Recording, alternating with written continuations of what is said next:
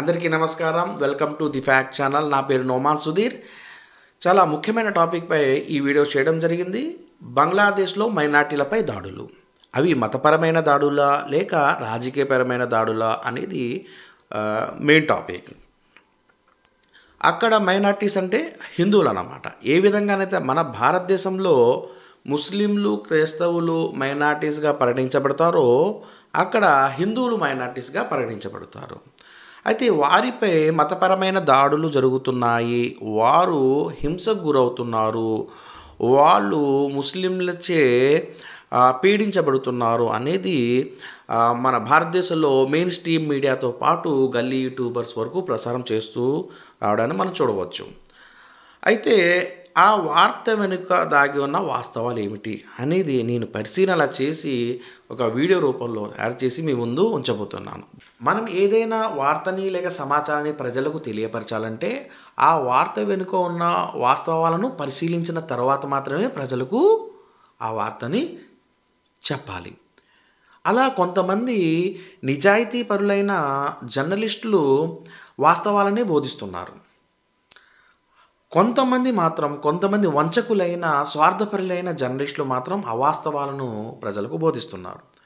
ఆ అవాస్తవ సమాచారం వల్ల ప్రజల మధ్య విద్వేషాలు పుట్టుకొస్తున్నాయి, ప్రజల మధ్య ఉన్న ఐక్యత లోపిస్తుంది. తద్వారా భారతదేశానికి భారత జాతికి ఎనలేని నష్టం వాటిల్లుతుంది. కావున అలాంటి అవాస్తవ సమాచారం విషయంలో ప్రజలు జాగ్రత్త వహించాలి. ఏది వాస్తవ సమాచారమో ఏది అవాస్తవ సమాచారమో ప్రజలు పరిశీలించుకోవాలి. ఒక వర్గం వారు చెప్పిన విషయాలు వాస్తవమైనవి, ఇంకో వర్గం వారు చెప్పిన సమాచారం ఏదైతే ఉందో అవాస్తవమైనది అనే భావన ఈరోజు సమాజంలో బాగా బలపడింది. నిజం చెప్పాలంటే రెండు విధానాలు కూడా తప్పుడు విధానాలే. అంటే అవాస్తవాలను నమ్మడం మరియు ఒక వర్గం చెప్పిన సమాచారం వాస్తవమైనది నమ్మడం కూడా రెండు కూడా తప్పుడు విధానాలే. మరి సత్య విధానం ఏమిటంటే కలుషిత సమాచారం నుండి సత్య సమాచారాన్ని లేక అంటే వాస్తవ సమాచారాన్ని ఒక హంస మాదిరిగా వేరు చేసి మనం తీసుకోవాలి. ఆ బాధ్యత మన పైన ఉంది. కాబట్టి నేను నిస్వార్థపరుడైన ఒక సంఘ సేవ భావన కలిగిన వ్యక్తిగా ప్రస్తుతం బంగ్లాదేశ్లో జరుగుతున్న అల్లర్ల వెనుక అసలు వాస్తవాలను మీ ముందు పెట్టడానికి నా వంతు ప్రయత్నిస్తాను. దయచేసి వీడియో లాస్ట్ వరకు చూడవలసిందిగా నా మనవి. ఇక టాపిక్లోకి ఎంటర్ అవుదాం. బంగ్లాదేశ్లో జరుగుతున్న అల్లర్లు అంటే మైనార్టీలపై జరుగుతున్న దాడుల వెనుక అసలు కారణాలు ఏమిటి అనే పరిశీలనలో భాగంగా నేను అక్కడ ప్రసారమయ్యే న్యూస్ని పరిశీలించాను. ముఖ్యంగా యూట్యూబ్ ద్వారా నేను తెలుసుకోవడానికి ప్రయత్నించాను. నేను పరిశీలిస్తుండగా చాలా ఆశ్చర్యానికి గురి చేసే సమాచారం నాకు తెలియడం జరిగింది. అక్కడ హిందూ ముఖ్య నాయకుడు మరియు ప్రముఖ న్యాయవాది కూడా ఆయన, మరియు బంగ్లాదేశ్ హిందూ మహాజూట్ అనే సంస్థకి జనరల్ సెక్రటరీ కూడా ఆయన. సో ఆయన పేరు గోవింద్ చంద్ర ప్రామాణిక్. ఆయన మాట్లాడిన మాటలు నన్ను చాలా ఆశ్చర్యానికి గురిచేసింది. ఆయన ఏం చెప్పారంటే, నేను ఈరోజు మీడియా ముందుకు రావడానికి గల కారణం భారతదేశంలో ప్రసారమయ్యే వార్త నాకు ఈరోజు నాకు కదిలించింది, ఇక్కడ జరిగే వాస్తవాలను ప్రజలకు తెలియపరిచేలా చేసింది అని చెప్పేసి ఆయన చెప్పడం జరిగింది. ఆయన ఏమన్నారంటే, భారతదేశం మీడియా ఇక్కడ జరుగుతున్న అల్లర్లను వక్రీకరించి హిందూ ముస్లింల గొడవల చిత్రీకరించి ప్రజల్లో విద్వేషాలను సృష్టించే విధంగా వార్తల్ని ప్రసారం చేస్తుంది అని ఆయన చెప్పడం జరిగింది.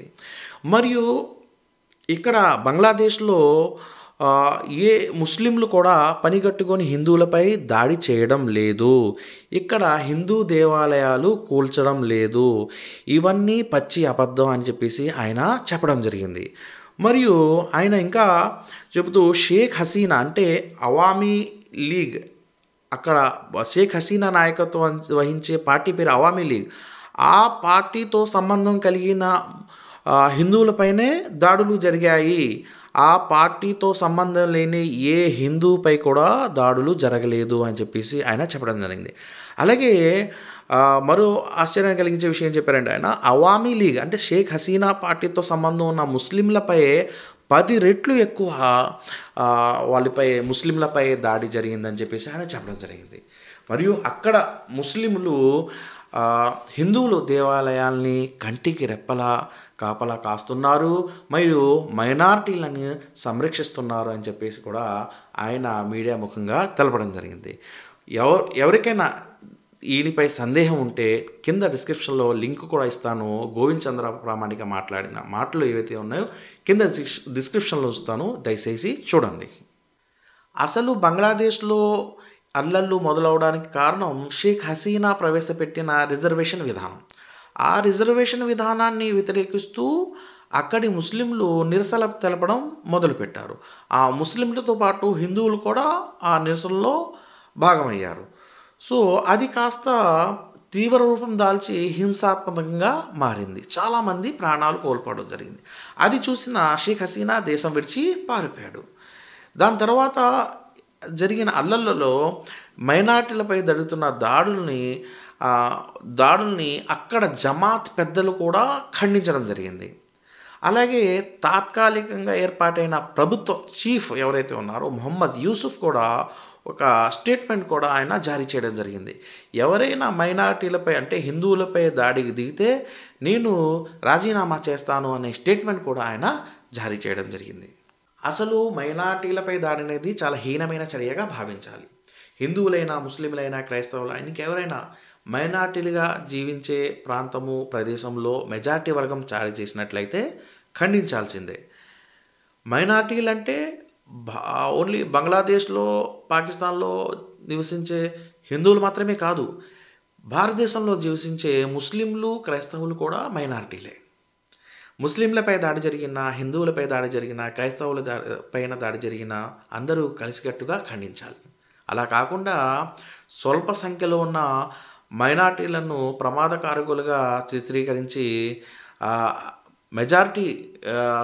మెజారిటీ ప్రజలు ప్రమాదంలో పడి ఉన్నారని చెప్పేసి వారి భావోద్వేగాలను రెచ్చగొట్టి రాజకీయ లబ్ధి కోసం హిందూ ముస్లింల గొడవలను సృష్టించే రాజకీయ నాయకులను బుద్ధి చెప్పవలసిన అవసరం ఎంతగానో ఉంది. అలాగే విద్వేషాలతో అనైక్యత వైపు పరిగెడుతున్న భారతదేశాన్ని ఐక్యత వైపు మలచవలసిన బాధ్యత ప్రతి భారతీయుడి పైన ఉంది.